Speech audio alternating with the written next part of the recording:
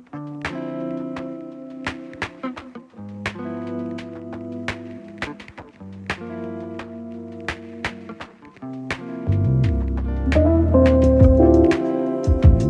everyone, welcome back to another episode of the Literary Latte Podcast. I'm your host, Brandon.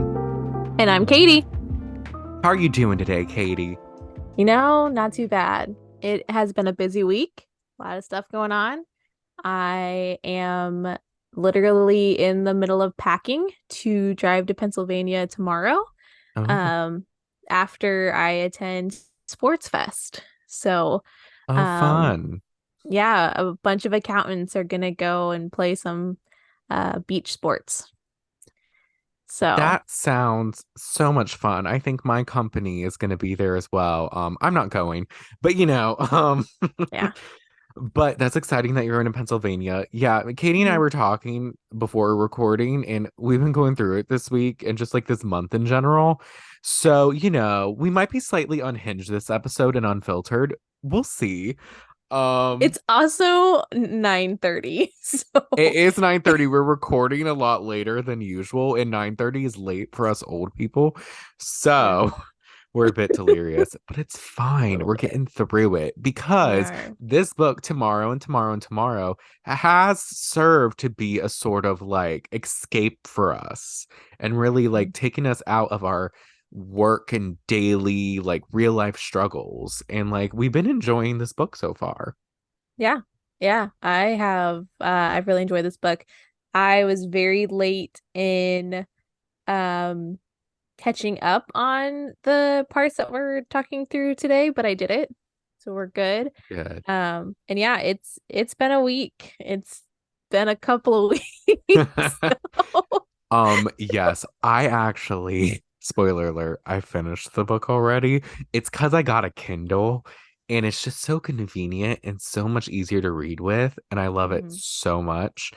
So I actually finished, but we're only going to be talking about parts 3 through 6 today. mhm. Last episode we talked about parts 1 and 2, and Should we like do a quick recap of where we left off as like a sure. reminder? Okay. Yes, Katie, lead us, We'll recap do us. it. So at the end of last episode, we talked about Sam had disappeared. They finished the game. Ichigo and Dov had played it through and loved it. Sam has disappeared and ends up needing to have surgery because he fell and hurt his foot again. So kind of where we left off is with that of they are ready to release this game. Sam is not doing great health wise, but is in very high spirits because they've finished the game and they are all ready to make so much money, which Yes, is they exciting for are. them. So let's get started with part 3. Do you want me to read part 3 since I wrote that one? Yep, let's do Okay. it. Yes. So yeah, I only wrote part 3 because when I read the other parts, I just like blazed through them and completely forgot. And I'm like, Katie, can you write the summaries for parts 4 through 6, please? But it's okay. Teamwork. I did 7 through Teamwork. 10 because I was ahead of her, so I made up for That's it. good. Thank you. Okay, so you're welcome. Part 3 starts off with we're introduced to their company, Unfair Games, that Mark, Sadie, and Sam created. They end up getting approached with 2 deals for Ichigo. There's one from Cellar Door Games and one from Opus Interactive. With the Cellar Door, it's a bit more of a modest offer, but they have more creative freedom. But with Opus, it's a lot more money and a lot more opportunity that way. But they were adamant about a lot of things with Ichigo. One of the main things that Sadie and Sam liked about it was Ichigo's gender wasn't identified, and it was kind of Mhm. like that just wasn't something whether or not he was a boy or girl or anything. Mhm. They just wanted Ichigo to be like a child. But this Mhm. company really wanted him to be a boy and was like, that's how everyone sees him. Like, we need to define his gender so we could sell the game more. And also, the overall team was a bit misogynistic. They would look to Sam to talk about the game. They would kind of ignore Sadie and act like she wasn't even there. Sadie Even though wanted she's the brains behind everything, Sadie is the programmer. Precisely. And I have a sneaky suspicion. Look, I'm just gonna make a disclaimer. I think Sam and Sadie both have flaws. I feel like me and Katie are gonna butt heads about who we think has the most flaws. Uh, That's fair. but it makes it fun. With that, Sadie wanted to do Cellar Door, which I kind of got because the other team was misogynistic and they did have more creative freedom. But Sam did want Opus to pay off hospital bills, student loans, etc. And there would be more opportunities. The Ultimately, bigger though, company. yeah, bigger company. It made sense. Sadie ultimately agreed to go with Opus. Along the way, Sam ultimately kind of became the face of Ichigo. He was Hmm. going to all the events, he was doing all the interviews, like people really associated him with the character of Ichigo. Hmm. Um, this caused Sadie to build some resentment. Now, what do you Right. feel about this, Katie? Do you feel because I feel like with a lot of things, Sadie, how do I say this? She kind of, I feel like she would often villainize Sam. And not to say Sam sucked at communication and he could be kind of rude, but I feel like when he would do all this stuff, she felt like it was him just trying to take credit for everything. Hmm. But I don't think he was trying to take credit for anything. I think he just liked doing it and she wasn't good at Yeah. it. So it So was like, I think it's a couple of things. I think one, first off, like the game industry is very much a boys' club. And mm-hmm, so it was a lot easier for Sam to operate in that world because people naturally just looked to him because he was the man in the partnership. And so I think that's really frustrating, especially when you consider that Sadie was like the more talented person and the more like mm-hmm, Sam figured out how to like program and he would like he not to say that like Sam did nothing for these games, right? Like Sam was involved, Sam was right there with Sadie, but Sadie was really the one to manage things and to kind of figure out how to do the really hard things.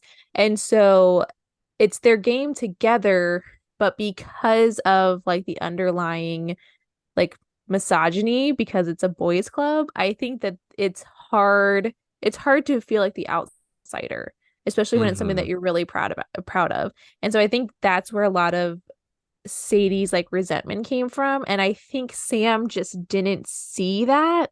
Like I think that's Mm-hmm. part of it was I don't think Sam really saw because Sam wasn't having to deal with the misogyny and it wasn't directed at him.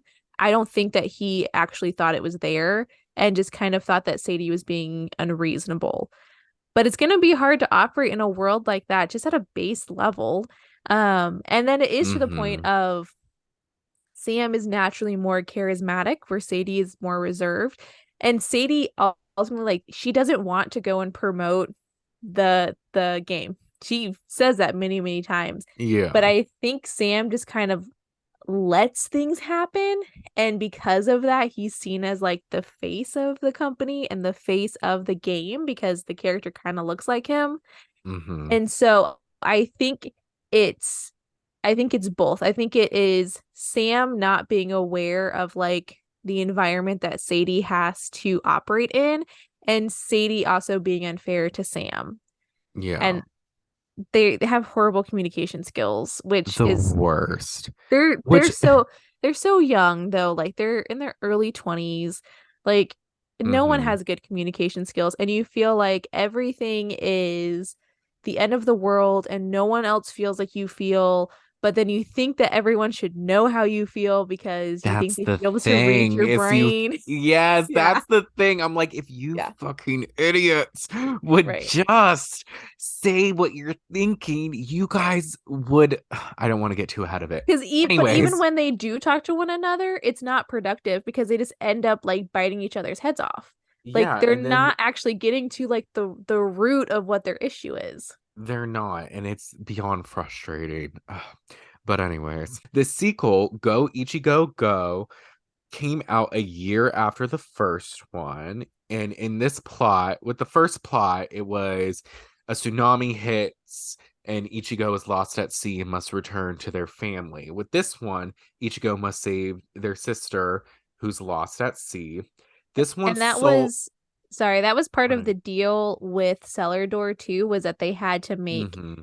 a sequel, which Sadie didn't want to do No, that. with Opus, right? Oh, sorry, yeah, yeah, sorry. With Opus, yes, thank you. Cellar With Door, Opus, they had to. they was like, oh, you can make whatever game, but Opus was Yeah, like, it needs to be a sequel. right. Yeah. Opus made them agree to do a sequel, which Sadie was like, I don't want to do that. I want to do new things. And Sam was like, no, it'll be great. So another point of Yeah. contention.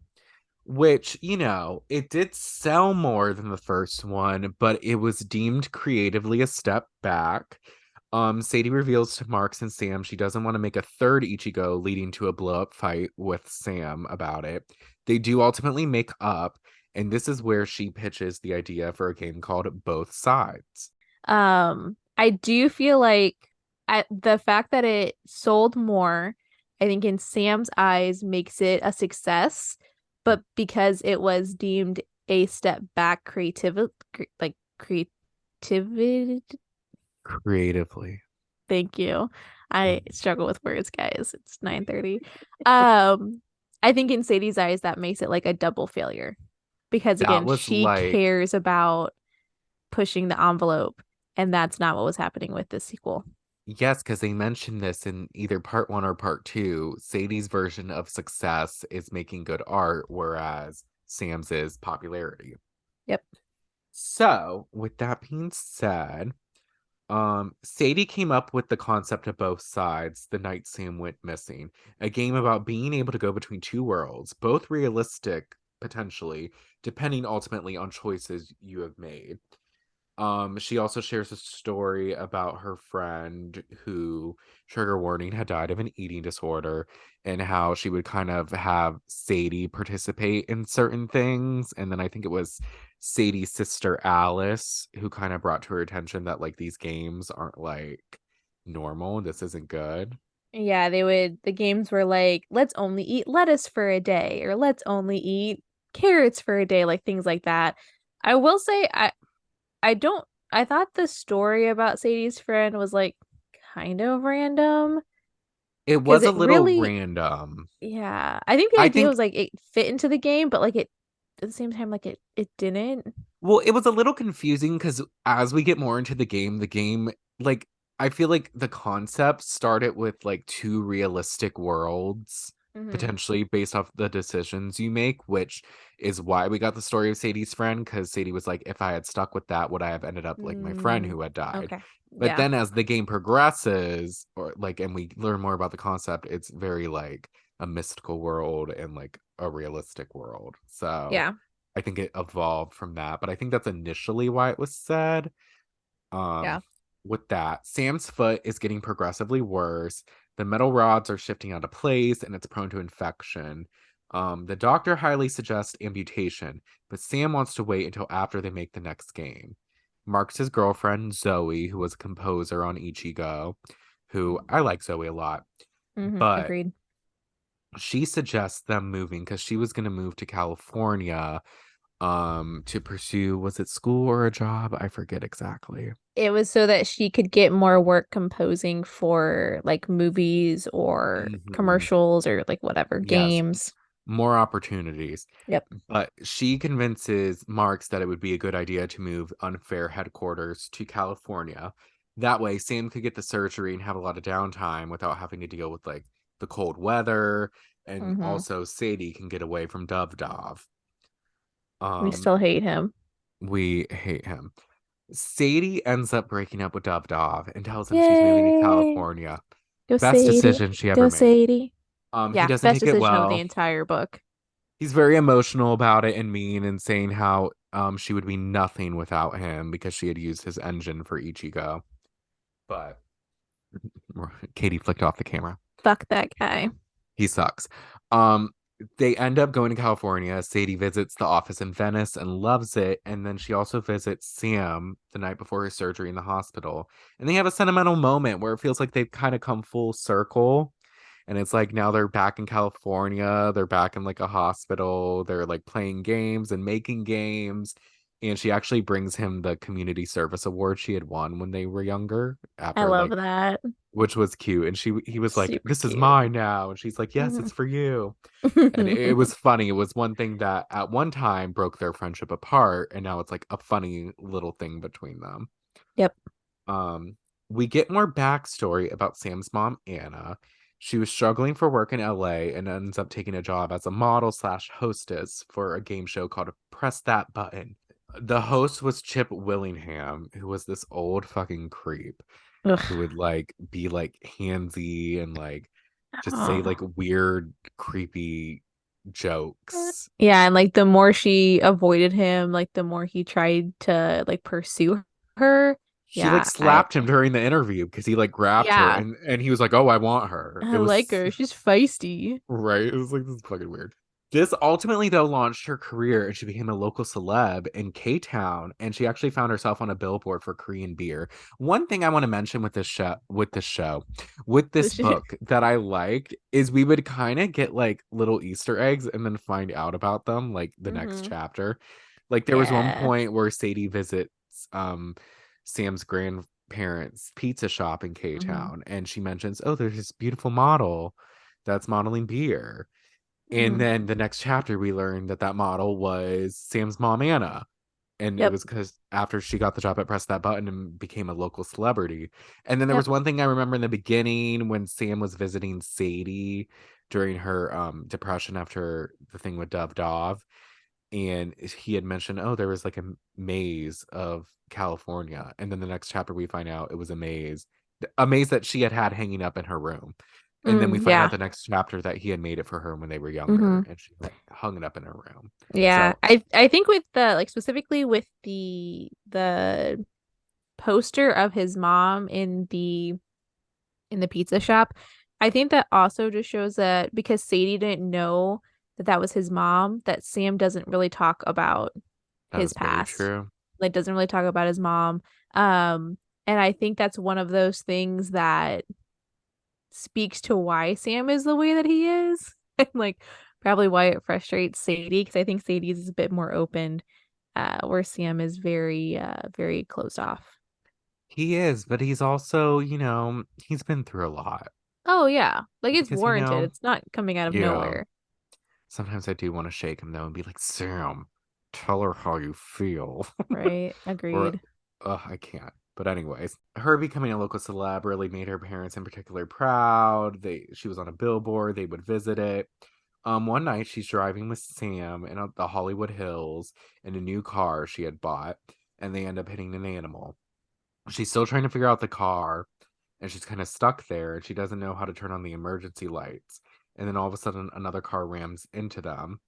This ultimately leads to Anna dying, and this was the cause of Sam's leg injury that made him have to go in the hospital and suffer all these issues. Yeah. So traumatic. Like this, the way that the scene is written, like I can see why Sam is so messed up and like why he didn't speak for like weeks on end after the accident. Mm-hmm. Like Yeah. it's a very traumatic scene. And he talks about like seeing the glass. I don't know if it was in his mom's face or on his mom's face, and how that was so disturbing to him. And that like his brain, I don't think his brain had fully connected that his mom was gone. Yeah. Um, and so I can see like I just think it gave us a look into Sam's like psyche. And I think it kind Yeah. of explains, the pain that he was feeling and kind of again why he is kind of the way he is. The morning of Sam's surgery, Sadie is moving stuff to the new office when she comes across her signed copy of The Dead Sea. She realizes Sam must have seen this before having her ask Dove, for the engine and becomes resentful because the signed copy, it had a little like note to Sadie, like alluding to them like being a couple or whatever, like a Hmm. little love note. She begins to spiral and thinks that Sam's selfish and only wanted to be friends again to make a game and that he didn't truly love her. We know this isn't true because we often get Sam's perspective and he often says to himself that we get that he like loves Sadie more than anyone. Hmm. However, whenever Sadie says to him like, "Oh, I love you," like, you're my best friend. He's like, terribly, or Yeah, because something like that. he can't say it back. Like again, going back to the fact that like Sam's messed up, like, and Hmm. rightly so. Like he's had a very traumatic life, Yeah. but he can't say I love you back to Sadie. Even at this point, it's just friends, right? Like I'm not talking about anything even romantic. It's simply just he doesn't know how to express that feeling to her.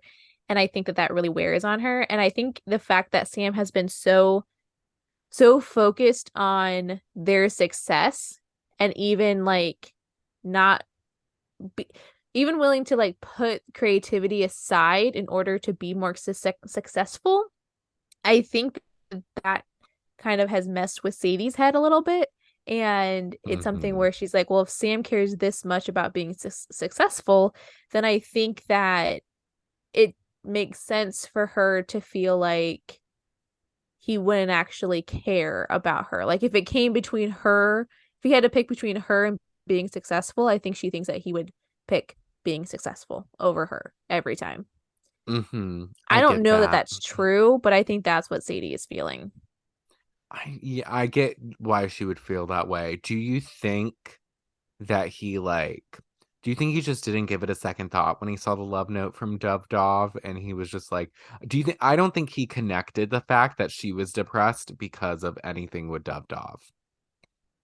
I think it's probably true. I would say in general, I'll be kind of sexist maybe, but like in general, men aren't that observant. True. So I You're not wrong. think at And least that's the main thing. He that's doesn't my see the experience. misogyny Like, she's going through and standing up for right. her. He doesn't know that, the misogyny I can see her getting more annoyed with. The Dove Dove thing, I get it, Yeah. seeing it, but I'm like, you guys were just starting to become friends again. And also, like, he didn't really know at first when he was visiting you that it was because of Dove Dove. Yeah, I think that I don't yeah, I think he didn't know. And I think when he either one didn't see the inscription or if he did was just like, "Oh, that's weird," and did not fully like think through the fact that she was so depressed because of her breakup with Yeah. Dov. And He probably was just like, um oh, they have a relationship. We could probably get it. right. Yeah. So I don't think that Sam was like malicious in that decision. I just don't think that he thought it all the way through. And he also did not think about it the way that Sadie would think about it because they're not the same person. This again Yeah. goes to this like what you think and what you tell yourself, like the story that you tell yourself about a situation is not always the truth. It's isn't there like some saying like there's three sides to every story? Your side, their And side, the and then what truth. actually happened. Yeah. Yeah. So I think this is a situation where Sadie is telling herself a story about what happened, but it's not what's actually true. And because they're both bad at communication, they don't well, I don't want to get too far ahead, Well, but they don't address it for a long time. Like for a she long just time, yeah. lets it sit and fester. She's And such a fester. I would she does. immediately ask. I would be like, "Hey, did you know Yeah. this?" But we're She's also, I mean, I'm almost 10 years older than the characters. So I think How that's old are they something at where this point? I know I early aren't 20s, they? but Yeah, I think they're like 22, 23. 22. So like not Yeah, quite something 10 like that. years, but That's where part 3 ends. So, Katie, do you want to kick us off with part 4? Sadie being upset with Sam, she pours herself into creating both sides. She's still very mad at Sam for lying about not knowing who Dov was and that he pushed her to use his game engine. On the flip side, Sam's recovery is very slow and painful. He's struggling with intense phantom pain and refuses to tell anyone so they can help him. This is a very common theme throughout the entire book of Sam suffering in silence and not reaching out to the people around him and wanting to kind of like keep everything very close to the chest, which I think is honestly kind of BS because Marks has been there for him all throughout college and Sadie has in her own way as well. And so it's like, why would you not at least tell Marks? even if you don't want to tell Sadie because you don't want to seem weak, why would you at least not reach out to Marks? Like, this is someone who has taken care of you like through multiple years. I agree. I will say though, and maybe I'm forgetting, was there any point we saw where Sadie asked, "Hey Sam, how are you since the surgery?" No, because she's mad at him. It's, yeah, which I don't, That's what I'm saying. Which I get. Listen, I get I'm why. like both. I'm like I both of you people. I'm like, Jesus, you can't check on him after the surgery, but also Sam, you're not coming to work for months. Can you like tell Yeah, people that you're in pain? yeah, Jesus. because it just looks like he's a slacker. Like it literally just looks Hmm. like he's a big baby and is not pulling his weight in this. So when it's really like, I mean, we're talking about violent phantom pain, and I Yeah. obviously don't know. I've never personally experienced that, but I like the way that they talked about this. Essentially, like you're cutting off a part of your body, and so your brain has to rewire itself to realize that it's not there anymore. Yeah. And sometimes you'll just have this like horrible, horrible pain. And for Sam, it's to the point where it's making him sick. Like he's vomiting because of the pain and having like extreme nausea. And so but the doctors are like, well, the good news is the pain is in your head, where it's like, well, yeah, but he's still experiencing the pain. Well, I'm stuck Even with my head. yeah, I'm So, stuck with my head. I loved that. I did love that line. Um, uh, so that's that's frustrating. Some positive things from this part is Sadie manages to build her own game engine, which is super cool. But what's frustrating to me is that she then immediately calls Dov, and I'm like, girl, I know. You know, don't do it. he, Um, yeah. but she's the good news is she's clearly not in love with him anymore. But I think No. because he held so much power over her, she still wants his approval, Yeah. which I think most people can relate to that on some way, shape, or form, right? Whether it's like a parental figure or a toxic friendship or a relationship that you allowed the other person to have like too much power over you for too long. And so your body and your mind like craves their approval, even though like it's not good for you.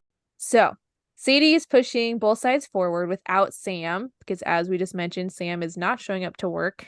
And we know this is because it's issues with his recovery, but Sadie does not. And so she's getting ultimately very frustrated with Sam and is kind of complaining to Marks about it.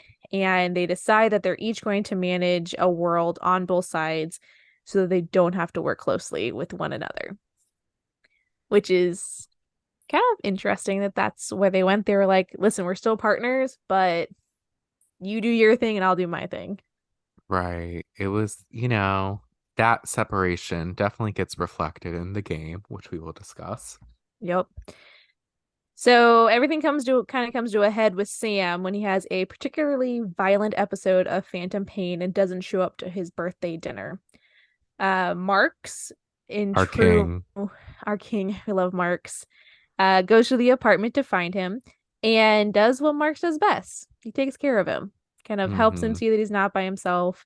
And I love that. So we love Marks.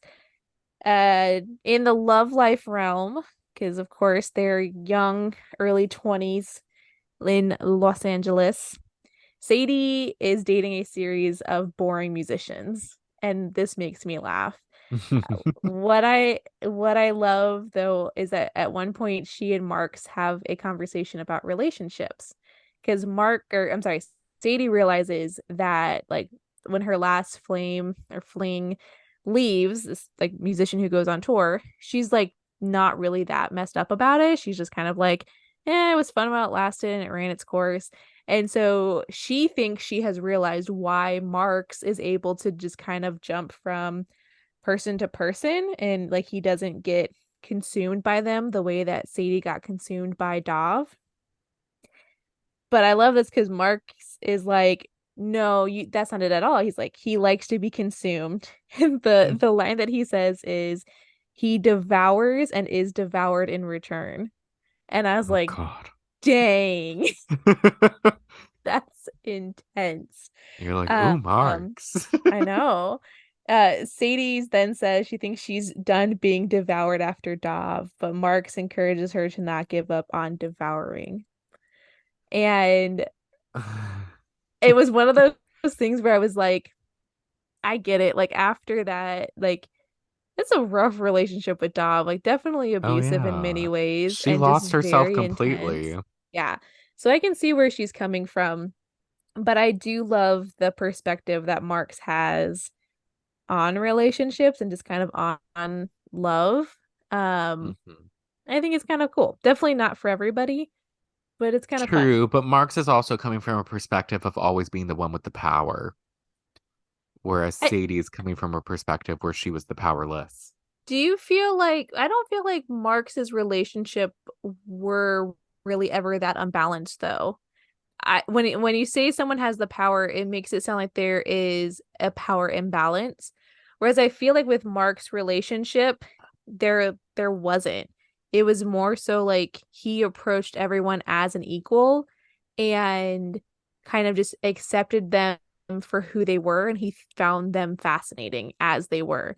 Like he was never trying to change any It of his wasn't a relationships. toxic imbalance, but it was an imbalance. Because remember, with Marx, he would always, the people he was in a relationship would always leave liking him and breaking up with him, but he was the one who kind of led them to break up with him. So it was kind of him breaking up with them. So it was different. It wasn't like a dove dove, but it So are we was a slight like, not bad, but it was just like Marx was never in a situation like Sadie's where it was just like, Oh, yeah, I definitely agree with that. I yeah. think Marx has a different perspective because he was never in a And situation he's like charming, Sadie's. so like everyone was always infatuated with him. I mean, So we're infatuated with him. we So are. So like I get it. So it's not like a toxic imbalance of power, but I think it yeah. is it's a little imbalance of power in Do you his relationships. do you feel like Marx is like a little bit manipulative, but like manipulative for good?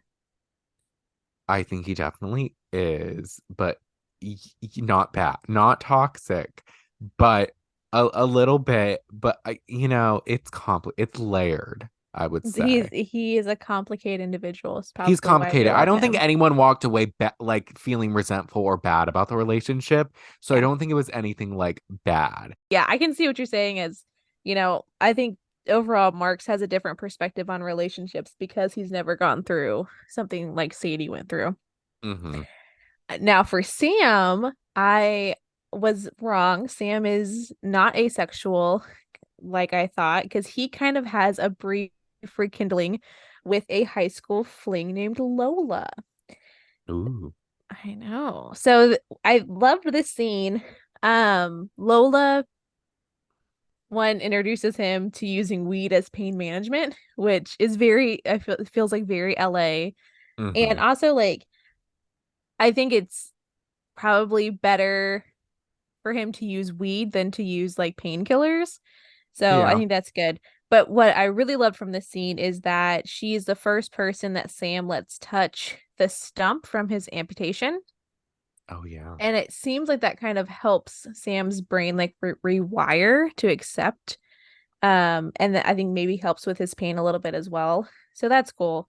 It happens because he's high on weed. That's the reason why his guard is down enough for her to let her touch it. I do like the fact that this is the woman in high school that Sam loses his virginity to. And Sam in like present day is like telling her about what's happening and and he goes, "Do you remember my foot?" And Lola goes, "Yes, Sam, we had sex, remember?" They've gotten doing some lovey-dovey stuff, and they now get to the point where both sides is ready to be released. The night that it is released, Zoe, Marks, and Sadie do some ecstasy together to celebrate, and the three of them make out for a bit. This is another one of those like random things that was thrown in there, that I was like, why? Yeah, it was Because a bit. nothing comes of it. It's like they don't become a throuple. That's Like true. And I it mean, there is something, but I don't think it's because of that. So it was just no. kind of random. Yeah. Unfortunately, both sides is seen as a massive flop by critics and the public. They really only like Sam's part of the game, which pisses off Sadie and makes her doubt herself. Yeah, because it So, was like, it wasn't both sides. It was the game. It was like two different worlds, Myers Landing and Maple World. And then in mhm. Maple World, the main Mapletown. character, Maple Town, the character is in the hospital with cancer. But then in Myers Landing, they're like this superhero. Yep. And like they have to fight in order to help cure the cancer of Hmm. the character in Mapletown. And people Yeah. said it was kind of pretentious and try hard, which for a video Sadie, game, it's pretty heavy, and it is Sadie, so like again, it's one of those things where her part of it is beautiful, and I think that there are people who really love the technical side of games who loved it, but it hmm did not appeal to like a mass audience because most people are just random, they play for fun. They're not playing to really like see the technical like skill behind it, which I think is why people didn't really like Sadie's part of the game. So Sam goes to Sadie's apartment after the game is released and kind of all of these reviews are coming in that are really negative, kind of make sure she's all right. And they kind of hash out some of their issues that they've been having. Sadie reveals that she knows that Sam knew about Dov when he pushed her to use the game engine, and how she feels like he gets the glory when a game is good and she gets the shit when they flop. She also reveals that the original game, Ichigo, is actually partially based on her having an abortion, and that her depression episode wasn't actually just from her breakup with Dov, which was heavy. that was a heavy revelation. I wasn't expecting that. And it definitely makes you Hmm. like see Sadie's perspective differently and like the game from a different perspective. And I felt for Sadie in that. And I was Yeah. just like, oh, Sadie carries a lot. Sadie's like Sam. She carries a lot of what she goes through and doesn't express it. Yeah. And then it's just a lot. But Yeah. And ultimately, like okay. they don't really resolve anything. They just kind of yell at each other, and then they kind of come to like a very shaky resolution, and they smoke a joint together. But there's Yeah. no real like they're not, again, they hash it out, but not really. It's a lot of just yelling at each other about what they're upset about and not actually trying to resolve the issues. And Yeah. that's where we end in part 4. So, part five, we're introduced to Ant and Simon, the creators behind what ultimately becomes Counterpart High, the first game Unfair Games produced that isn't created by Sam and Sadie. There was also like a funny, I remember, like back and forth because initially the game was called like Love Doppelgangers. Mm-hmm. And Sam was like, that name sucks. People don't know what Yeah. doppelgangers mean. Yeah, I thought it was very pretentious of him to say.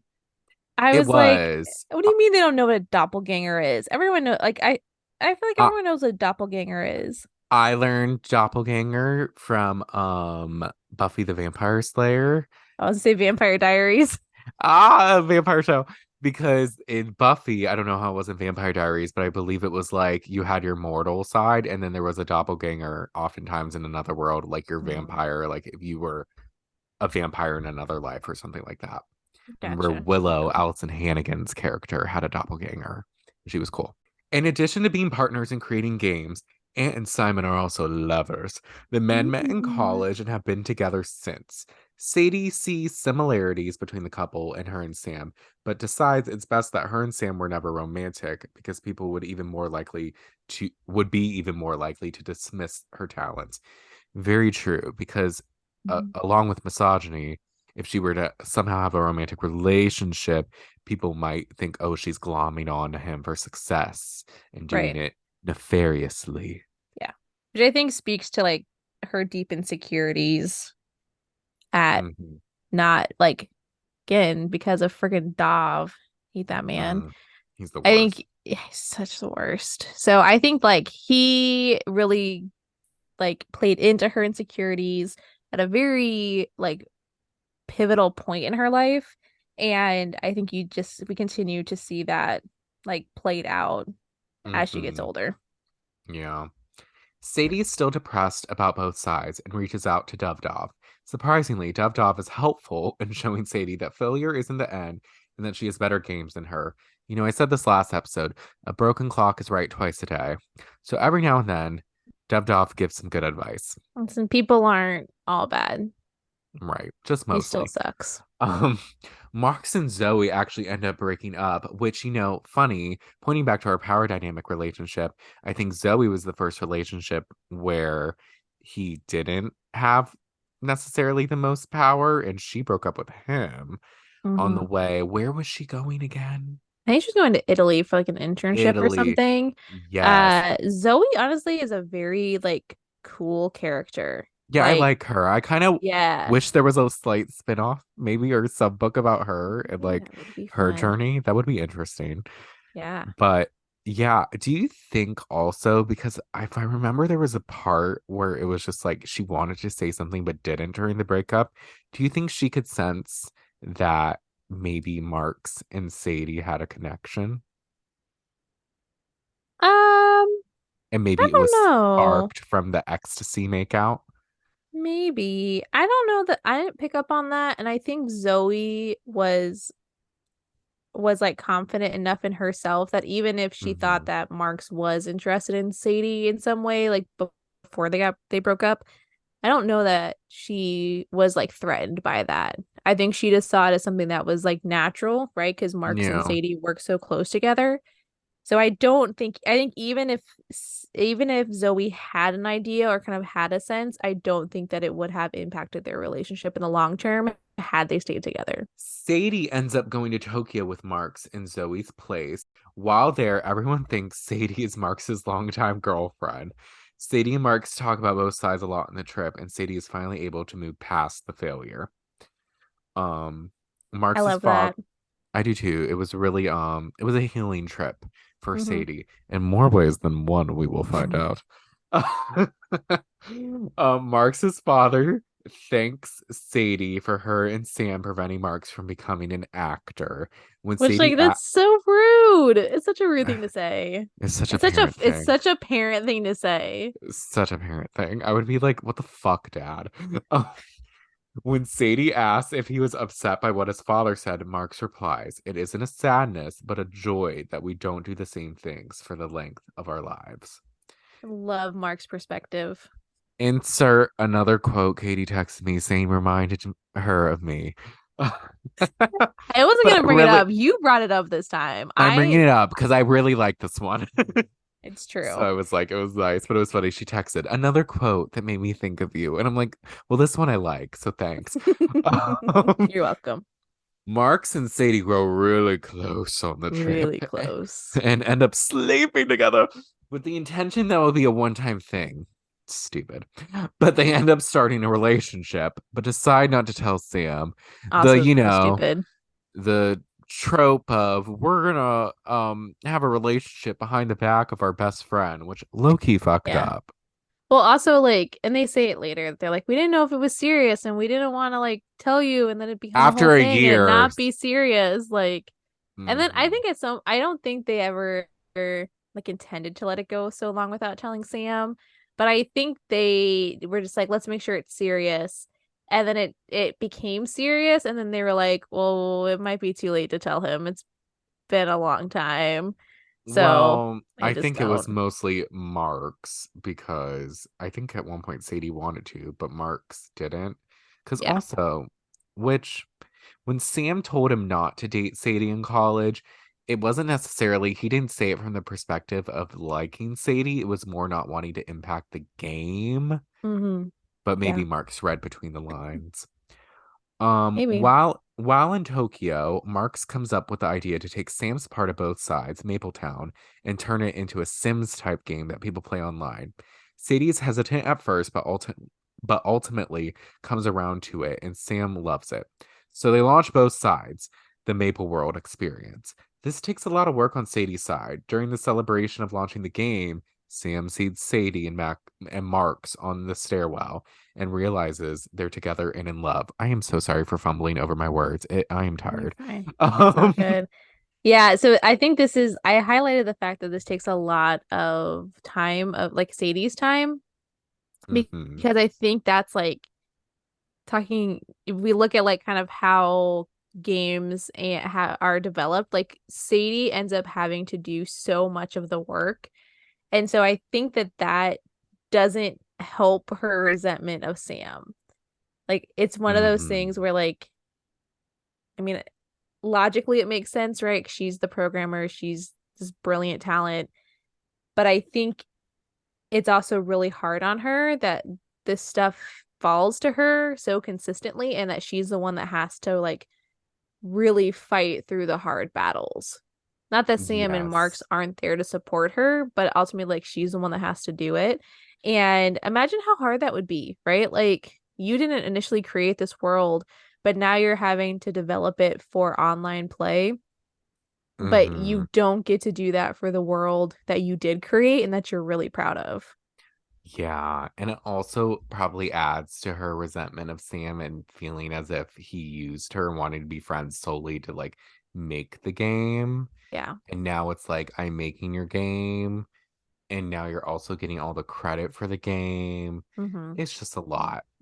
Yeah. This leads Sam to realize that he's been in love with Sadie, but now it's too late because she's with Marks now. During her drive back to the office, Sam finds the secret highway that he and his mother were looking for before their accident. That was a I good couldn't moment. remember if we talked about this or not, that apparently there's a rumor, and I have no idea if this is real, but in the book there's a rumor that there are these secret highways across LA and that like the super wealthy families and know about them and that's how they're able to get to people's um like houses so quickly, like they're able to get across town where like usually it would take people hours because of traffic. And so the reason Mm-hmm. that Sam's mother Anna and him were on the road that they were on at their accident was that they were looking for these highways. And Mm-hmm. so it's kind of this like full circle moment of Sam finding one, even in the Yeah. midst of like this very dark time of realizing that he is actually in love with Sadie, which this kind of did piss me off, I'm not gonna lie, like a little Oh, bit. Um, that he's like, oh, she's with someone else, and it's like because he can't have her anymore, like now he wants her. I think, okay, first, one thing. I think it was mentioned briefly the hidden highways in the Anna part when we were learning about the game show. Because I think she mentioned like her boyfriend. Oh, okay. It was like kind of Yep. a quick thing, like her Yeah. boyfriend used to get to her, and then like the host was like, oh, it's the hidden highways, and then Yeah, something no, like yep. that. But with that, I hear what you're saying. I agree. I think maybe it made him realize like it was one of those, maybe it hit close to home because it was like Marks who was with. And then I don't know. I think it made it like opened his eyes to the fact that he liked her more than just a friend. And yeah, he wasn't doing anything to try to pursue a relationship. Yeah, So it was kind of like, he didn't do anything wrong, except for he does kind of end up being like a little bit of an asshole about it. I think it was because it Um, was Mark's though, because with her dating which maybe wasn't really around when she was dating the musicians because he was like dealing with like the aftermath of his surgery, yeah, so he didn't have true. to see it. So I don't know. I think it was a lot. It was a combination of things. And maybe he was gonna feel like the odd man out, right? Because if you are True. in love with someone, you're more likely to back them. Although I don't feel like, at least in the books, I don't feel like Marks ever backed Sadie when he didn't agree with her. Does that make True. sense? Like Yeah. he still had that like business mindset and was like, I wouldn't side with her if I didn't think it was going to be good for the business. So Yeah. But I do get an insecurity of Sam's thinking that it would. Well, sure. Yeah. Yeah. Because, Understandable. that always makes it like awkward. But then, so like initially I could see being like, what the fuck? But then like you Hmm. get over it because Yeah. but that's You're how adults. yeah. Well, that's how part 5 ends. So, So part 6 starts with actually it's kind of like really cool thing that Sam says. He talks about the potential to make the virtual world better than the real world, and that's what he wants for Mapletown, hmm which I think is really cool because I think oftentimes virtual worlds are kind of seen as a negative thing. Like people can go and do like really awful things and it's okay because it's a virtual world. But in Sam's mind, it was like, why would we not make it better? Like we true. have the ability to like perfect this. So why would we not try and make like a more ideal society, essentially? Oh. That's also like a common theme they talk about with games as far as like it's so different from the real world because of the amount of chances you get, Mm-hmm. things you can make happen, and like, yeah, you know. Yeah, it's cool. Um, the man we all hate shows up again when Dav reaches out to Sadie to let her know that he's finally divorcing his wife Womp and womp womp. marrying another former student. Love that. He sucked. He sucks. This is the worst. Oh my gosh, He's the bye Dov worst. Dov. Anyways, But he wants the gang to come to his wedding. And so I guess he's doing the mature thing and reaching out to Sadie and being like, hey, you don't have to come, but I'm sending you an invitation. And I just wanted you to know that it was coming before it came in the mail. I was surprised they went. I was kind of surprised they went too. I But was I like, guess I mean really? he was a mentor for them. And so Yeah, maybe they felt like they needed to. But yeah, I was kind of surprised that they went as well. Like I would think they would be like, "Hey, thanks, but no thanks. Here's a gift." right. Um, so I don't like it. But they go. During the trip, Sam casually, quote unquote, asks Sadie and Marks if they're seeing each other. It's literally like a, so you guys are together, right? Like, It it's was literally like so petty and low-key passive aggressive, but I kind of lived for it. I was like, honestly, I was like, this sounds like something Brandon would do. I mean, look, I get it because it's also like y'all playing in front of my face. I I think I don't know. know Yeah, oh, that, they were not doing a good job of hiding and it. by that time it had been a year, so it was Yeah, kind of yeah, like, okay, yeah. At first he seems fine, but starts to pull away from them. And when Sadie pulls him aside to talk about it, he admits that he loved her once, but that they wouldn't have worked out. He then starts to insult Marks and calls him a NPC, which I think is a is it non-primary character or non-playable character. It's like mm-hmm, the people who are in like the background. Sadie calls yeah, him an asshole and calls him cruel, which he is. Like that's a douchebag thing to say, that was and mean. it's so mean, and also like very narcissistic of Sam because by calling Marks an NPC, he's implying that he and Sadie are the main characters. And he's like, why would you be interested in Marks? He's boring. He's an NPC. And I was obviously like it's Sam's insecurity talking, but it's also like it just sucks. Like don't be like that. And then Marks Mm-hmm. also at one point, which I didn't put this in here, but I didn't put in the summary, but Marks like goes and talks to Sam on his own, like they stop at a hotel and he goes down to the bar and Sam does it again. Sam calls him an NPC again. And Marks kind of like laughs it off and is like, yeah, the NPCs are what makes the game enjoyable. They are who are pushing the story along, which is a great perspective to have. Like, this is It why we love is. Marks. You know, it was messed up to say, but look, it was coming from a place of hurt. He had just had it confirmed they were together. His emotions were running high. If the worst thing he called him was an NPC, you know? It I get it, but he also had a year. Like he knew. Like even if they didn't admit it, he knew and he'd had a year. Yeah, but they were lying to him for a year. I I get it, but you don't need to be mean to your friend. If you just You're right. communicate like adults, it'll be okay. Well, none of them do. Well, Mark's does for the most Marks part, but does, yeah. the other Sadie and Sam don't. All good. Sadie and Sam's relationship continues to deteriorate now that Sadie and Marx's relationship is out in the open. Sam wants to focus on Maple World and Ichigo, but Sadie wants to create something new. Eventually, Sadie decides she's going to do it without Sam, and Marx backs her up. So this is where I was talking about where Marx does side with Sadie in this, but it's very clear that he thinks the game that she wants to create is going to be good for the company. He's not Hmm. just doing it because they're sleeping together. What was the game? It was like Master of Revels, and it ends Yep. up being like they're in Paris, and it's like a community theater thing. Yeah, it's a Murder game that's based mystery. it's like a murder mystery based on like theater. So I think the first one is based on oh shoot, what's the first one based on? The second one that they make is based on Macbeth. I don't remember Hmm. what the first one is. But essentially like it takes very like classic plays and adds like a murder mystery Hmm. like vibe to it. So Marks and Sadie talk about what's going on with her and Sam, and she tells him about discovering that Sam knew about Dov when he pushed her to use his game engine. Marks tells Sadie that he was probably the one to put the disc into the computer and that he hadn't noticed the inscription, so Sam probably didn't either.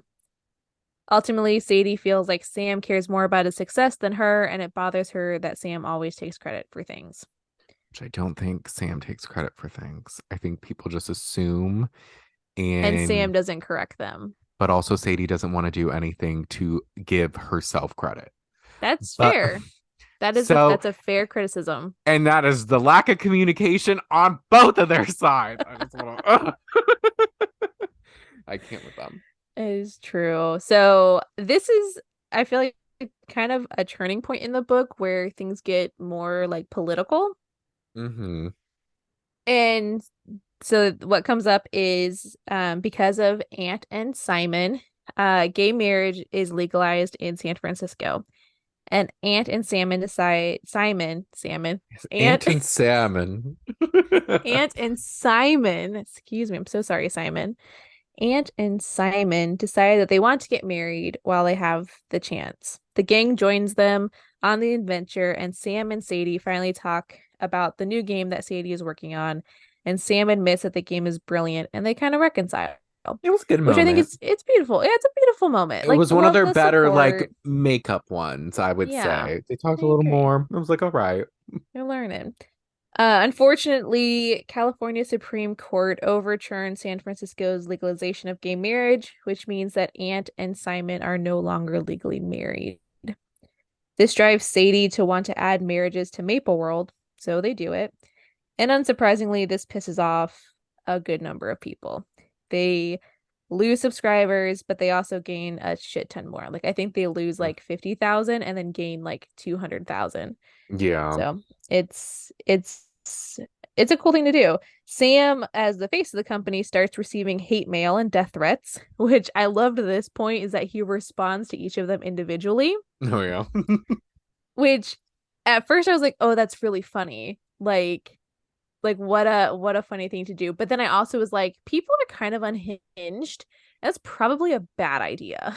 Like, Right. And that would probably you, take a lot of time too. oh yeah, so much time. Like, Yeah. do you not have a company to run? Right. Just maybe respond to one or two and then Yeah. ignore the rest. Yeah. Sam decides to continue to make changes to Maple World to be more inclusive, which I think is super cool. Like that's something where Hmm. he was like, "Oh, you think that pissed you off? Let me show you what else I'm gonna do." And he just continues to make it more inclusive, and it really feels like he's trying to build that like better world that he talks about at the beginning of the section. It's interesting too with all that, like with everything with that, people being mad about that, just the time we're in now, how stuff like that, like this is taking place like early 2000s, and how still even at this time, like there's controversy, like what was it? Bud Light had that Oh yeah, had so dumb. Dylan, who is a trans TikTok star. Hmm. She was like the face of it or like did an ad with it. and people were like, I'm never drinking Bud Light again. And it's like, Yeah. well, first of all, Bud Light just sucks in general. Yeah, like you shouldn't be drinking Bud It Light. doesn't taste good, but Yeah. also if you're gonna stop drinking a beer you like just because you don't like one spokesperson and because you don't like equality and you don't like all that, like it's just so stupid. Like Well, people and are dumb. also Bud Light has been partnering with like the LGBTQ community for years. Like Hmm. they do like special pride bottles. Like this is not anything new. And the company that owns Budweiser owns a number of other beers. And so I've even seen people being like, I'm not going to drink Budweiser, but then they have one of the other beers that that company owns. So it's People are like, stupid. yeah, it's so dumb. Like, who cares? Like, get over yourself. I also drink better beer. Yeah, like fuck off. Anyways. Now we've gotten to the point where it is time to promote the new game. And this time, Sam and Sadie are going to do it together. We love a collaboration. Yes, we do. While on a promotional tour, Sadie finds out she's pregnant. Surprise! That was a bit of a plot twist. I don't know. I just Yeah, it didn't see it was. coming. Yeah, because I wasn't like Sadie. They do talk a lot in this chapter in the section about Sadie not wanting to get married and how like I think Marks does, but Sadie is like, why? Like they buy a house together and she's like, we own a house. Why do we need to be married too? And the way that this part ends is that a month later, after she finds out she's pregnant, her and Sam are in New York City doing a photo shoot when they learn that there's been a shooting at a tech company in Venice where the Unfair headquarters are located. At first, Sam assumes it's one of their neighbors, but soon learns that it is indeed at their office. They both try and call Marks, but aren't able to get through. And that is kind of where things end of, this tragic thing has happened. They don't know what's going on. They're on the other coast and they can't get a hold of Marks. A So real cliffhanger, a real cliffhanger and a real which downer. which Episode on. we didn't like anticipate that happening when we split up the parts. It kind of just worked Yeah, out that way. it So did. it's crazy. But yeah, Yeah. and I mean, I've finished the book. Katie has read past this part, so we know what happens. But unfortunately for y'all, we won't be discussing it until next No, week. But to it will come be the back and find final, out. right? It will be the final episode of us discussing tomorrow and tomorrow and tomorrow. We're gonna go over parts 7 through 10. We're gonna decide who we would want to have a coffee with. I have a feeling Katie wants to have a coffee with Marks. I probably do too. But I mean, who you knows? know, Like, I haven't finished the book yet, so maybe that's there'll be true. someone else, or like there could be many things going on. We'll find out. That's true. I really just want to be friends with Marks. I think that's just kind of where I've landed. Is he just seems like he seems like someone who's in your corner, He does. He's very and I like supportive. that. We need supportive people in our lives, and we can always use more of them. So I just Yeah. think I want to be friends with Marks. We love Marks. I do. But with that being said, that is it for the third official episode of the Literary Latte Podcast. Thank y'all so much for listening. Make sure to subscribe, rate, review. You can find us on Apple Podcasts, Spotify, a bunch of other places you can stream podcasts. And we'll talk to y'all next week. Bye. Bye.